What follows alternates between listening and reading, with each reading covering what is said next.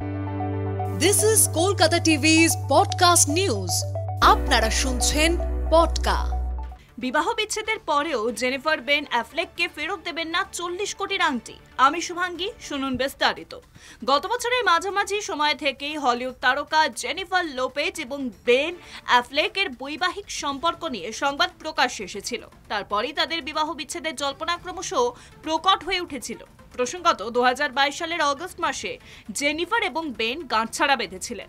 এরপর বিবাহ বিচ্ছেদের পরেও অ্যাপ্লিকের থেকে পাওয়া নিজের বাগদানের আংটিটি নিজের কাছেই রেখে দেবেন বলে জানাচ্ছিলেন জেলো।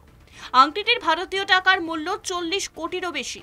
তাদের বিবাহ বিচ্ছেদের কারণ হিসেবে উল্লেখ করা হয়েছে যে দুজনের মধ্যে চূড়ান্ত মতপার্থক্য, যা কখনোই মীমাংসা করা সম্ভব হয়নি। এরপরই হলিউডের এই দুই তারকা আদালতে জানান যে তাদের পক্ষে একসঙ্গে থাকা আর কোনোভাবেই সম্ভব নয়। আদালত সূত্রে খবর, জেনিফার বাগদানে যে 8.5 ক্যারেটের সবুজ হীরের আংটিটি পেয়েছিলেন সেটি নিজের কাছেই রাখতে চান। এটি অত্যন্ত বিরল আকারের এবং রঙের হীরে। বেনেফ নাকি এই আংটিটি তাদের চূড়ান্ত বিবাহ বিচ্ছেদের স্মৃতি হিসেবে প্রাক্তনকে উপহার দিয়েছেন। প্রসঙ্গত, অ্যাপ্লিকের আংটিটি নাকি খোদাই করে লেখা ছিল, কোথাও যাচ্ছি না। এদিকে বিবাহ বিচ্ছেদ হলেও সদ্য প্রাক্তন স্বামী বেন অ্যাফ্লেকের উপহার দেওয়া $5 মিলিয়ন বাগদানের হীরের আংটিটি ফেরত দিতে নারাজ জেনিফার লোপেজ। বাগদানের আংটিটি ফেরত দেবেন না জেনিফার।